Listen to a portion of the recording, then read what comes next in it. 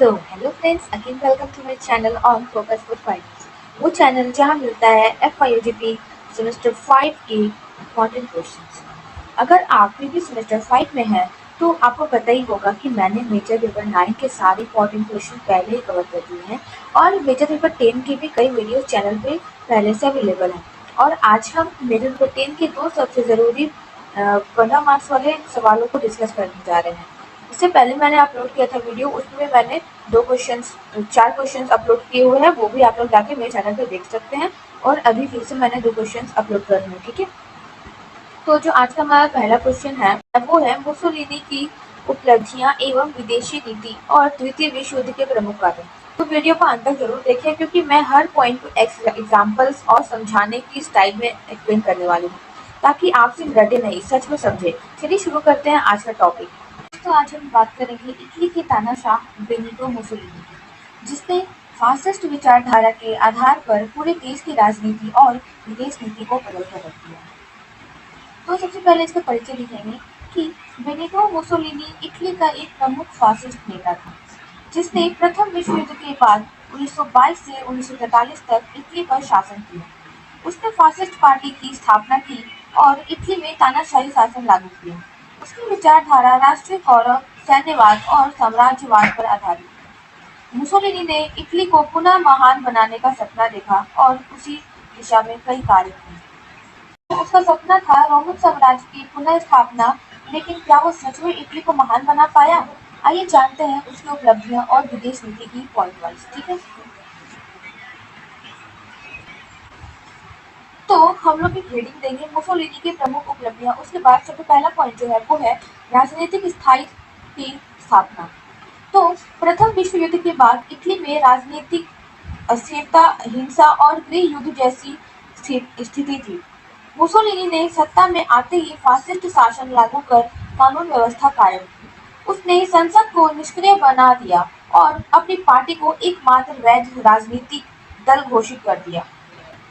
तो प्रथम विश्व युद्ध के बाद इटली में अराजकता थी, हर तरफ हिंसा, हड़तालें और अस्थिरता सरकारें, ठीक है। मुसोलिनी ने सत्ता में आते ही लोकतंत्र को खत्म करके तानाशाही शासन लागू किया और संसद की शक्तियां छीनी और खुद को ड्यूस यानी सुप्रीम लीडर घोषित कर दिया।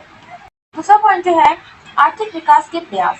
मुसोलिनी ने आर्थिक सुधारों के लिए विभिन्न योजनाएं शुरू की। उसने औद्योगिकीकरण को बढ़ावा दिया, कृषि के लिए बैटल ऑफ ग्रैंड जैसी योजना चलाई, जिससे अनाज उत्पादन में वृद्धि हुई। सिंचाई, सड़क निर्माण, पुल और रेलवे परियोजनाओं पर विशेष ध्यान दिया गया। तो आर्थिक सुधार हुआ कि उसने बड़े-बड़े आर्थिक प्रोजेक्ट शुरू किए, रोड, ब्रिज, रेल और सार्वजनिक निर्माण, बैटल ऑफ ग्रेन के जरिए अनाज उत्पादन बढ़ाया। जॉब्स बढ़ी, इंफ्रास्ट्रक्चर सुधरा और एक तरह से देश को पटरी पर लाया, ठीक है। हमारा जो तीसरा पॉइंट है वो है श्रमिक वर्ग पर नियंत्रण। उसने ट्रेड यूनियनों को सरकार के अधीन कर दिया और हड़ताल पर प्रतिबंध लगा दिया। मजदूरों और मालिकों के बीच समझौते कराने के लिए कॉर्पोरेट स्टेट की अवधारणा लाई गई, जिससे उत्पादकता बढ़ी और उद्योगपतियों को लाभ मिला, ठीक है। तो इससे जॉब्स, इंफ्रास्ट्रक्चर बढ़ा और एक अलग ही तरह का देश को पटरी में लाया गया, ठीक है, पटरी पर लाया गया देश को। तो चौथा जो पॉइंट है वो है शिक्षा और युवाओं का सैन्यकरण। मुसोलिनी ने शिक्षा प्रणाली में फासिस्ट विचारधारा को शामिल किया। बच्चों और युवाओं के लिए बालिला और एवांडा एवांगा गार्डिया जैसे संगठन बनाए गए, जहां उन्हें सैन्य प्रशिक्षण दिया जाता था। तो उसने युवाओं के लिए फासिस्ट कैडर बनाए, बालिला और एवांगार्डी। शिक्षा में फासिज्म डाला, महिलाओं को घरेलू भूमिकाओं तक सीमित किया और यानी समाज में एक प्रकार का आधुनिक रोमांचक अनुशासन लाया गया, ठीक है। तो जो पांचवा पॉइंट है समाज में अनुशासन की भावना, ठीक है। उसने पूरे समाज में फासिस्ट अनुशासन और संगठनात्मक ढांचे को लागू किया। महिलाएं घर तक सीमित रही और पारंपरिक भूमिकाओं को बढ़ावा मिला। अब आते हैं नेक्स्ट पॉइंट पे, मुसोलिनी की विदेश नीति। ये हेडिंग डालेंगे और लिखेंगे मुसोलिनी की विदेश नीति का उद्देश्य था इटली को एक साम्राज्यवादी शक्ति के रूप में पुनः स्थापित करना और रोमन साम्राज्य की महानता को फिर से प्राप्त करना। पहला पॉइंट जो है साम्राज्यवादी नीति। मुसोलिनी ने 1935 में इथियोपिया, अबिसिनिया भी कहते हैं, पर आक्रमण किया और उसे जीतकर इटली का उपनिवेश बना दिया। इससे उसे अंतर्राष्ट्रीय आलोचना झेलनी पड़ी, लेकिन उसने लीग ऑफ नेशंस की परवाह नहीं की। तो मुसोलिनी ने कहा इटली को एक बार फिर से महान बनाना है। 1935 में इथियोपिया पर हमला कर उससे जीत लिया। ये लीग ऑफ नेशंस के नियमों का उल्लंघन था, लेकिन उसने किसी की ना सुनी। दूसरा जो पॉइंट है स्पेन के गृह युद्ध में हस्तक्षेप। 1936 में स्पेन में गृह युद्ध के दौरान उसने फाशिस्ट नेता फ्रांको का समर्थन किया। इससे इटली और जर्मनी के बीच संबंध और मजबूत हुए। तो हिटलर से गठबंधन। मुसोलिनी ने जर्मनी के हिटलर से मित्रता की और 1939 में स्टील पैक्ट नामक सैन्य समझौता किया। यह धुरी राष्ट्र एक्सिस पावर्स की नींव बनी। तो मुसोलिनी ने हिटलर के साथ हाथ मिलाया, 1939 में स्टील पैक्ट साइन किया और ये धुरी राष्ट्र का निर्माण था जर्मनी, इटली और जापान के लिए। ठीक है। चौथा पॉइंट जो है अल्बानिया पर अधिकार। 1939 में मुसोलिनी ने अल्बानिया पर आक्रमण कर उसे इटली में मिला लिया, जिससे उसकी साम्राज्यवादी नीतियों का विस्तार हुआ। पांचवा पॉइंट जो है द्वितीय विश्व युद्ध में प्रवेश। 1940 में जब हिटलर फ्रांस पर हमला कर रहा था, मुसोलिनी ने भी में प्रवेश किया ताकि जीत के बाद लाभ प्राप्त किया जा सके, लेकिन यह निर्णय इटली के लिए विनाशकारी सिद्ध हुआ। तो एक बार स्पेन के गृह युद्ध में दखल दिया। ठीक है। 1936 में स्पेन के तानाशाह फ्रांको को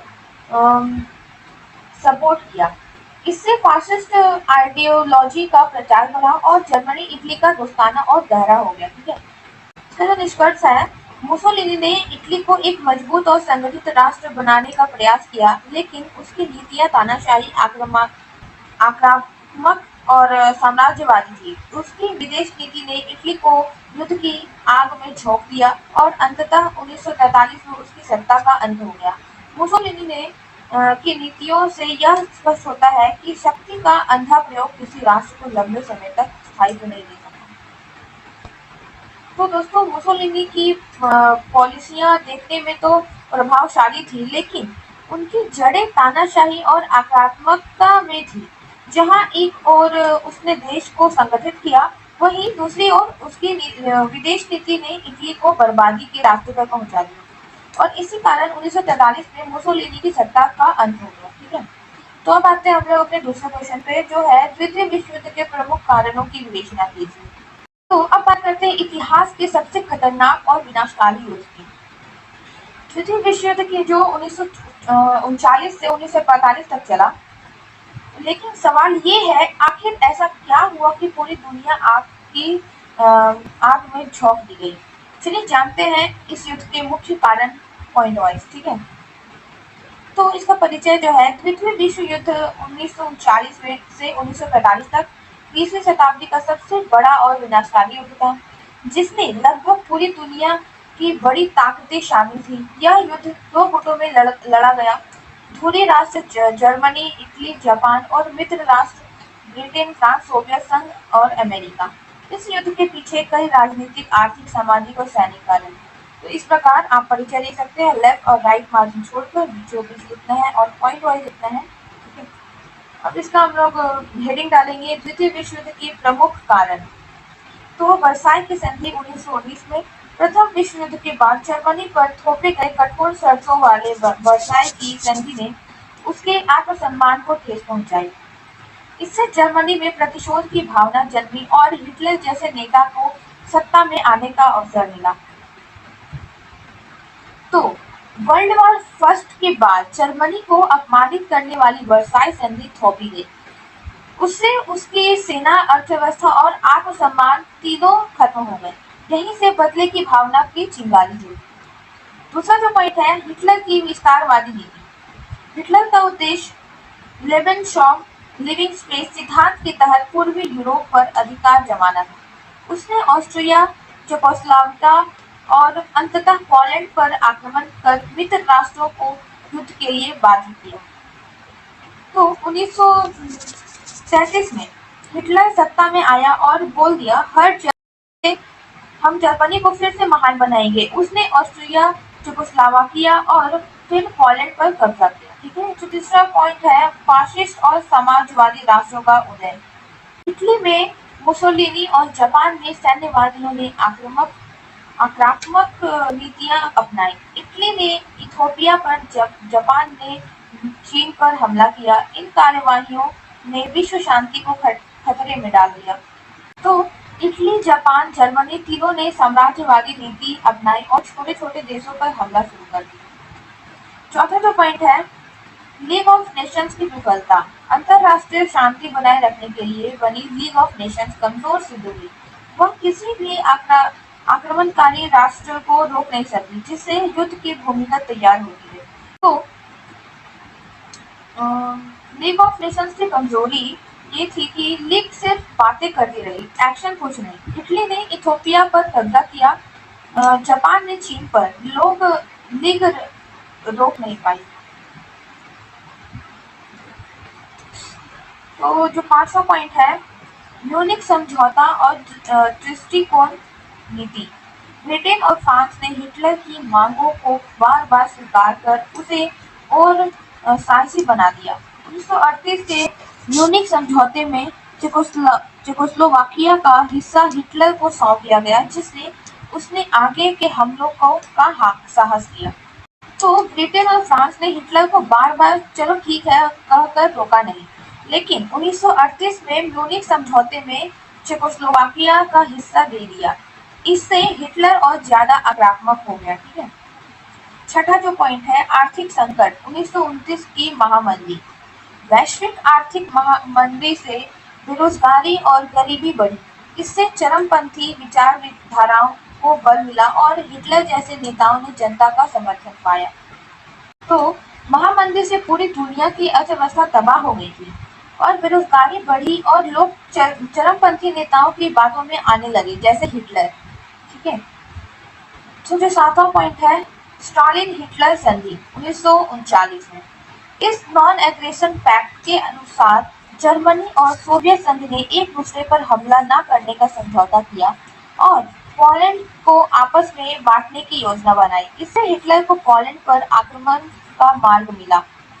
इस नॉन एग्रेशन पैक्ट में जर्मनी और सोवियत संघ ने तय किया कि वो एक दूसरे पर हमला नहीं करेंगे, बल्कि पोलैंड को आपस में बांट लेंगे। यही पोलैंड पर हमला वर्ल्ड वॉर सेकेंड की शुरुआत बनी। ठीक है। आठवां जो पॉइंट है, सैन्य कारण और शस्त्रीकरण की होड़। जर्मनी, जापान और इटली ने अत्यधिक सैन्य शस्त्र बनाना शुरू किया और युद्ध के लिए पूरी तरह तैयार हो गए। इससे शांति के प्रयास असफल हुए। तो जर्मनी, जापान और इटली ने धड़ाधड़ हथियार बनाना शुरू किया। सैनिकी कारण ने युद्ध को और नजदीक ला दिया। ठीक है। तो युद्ध की शुरुआत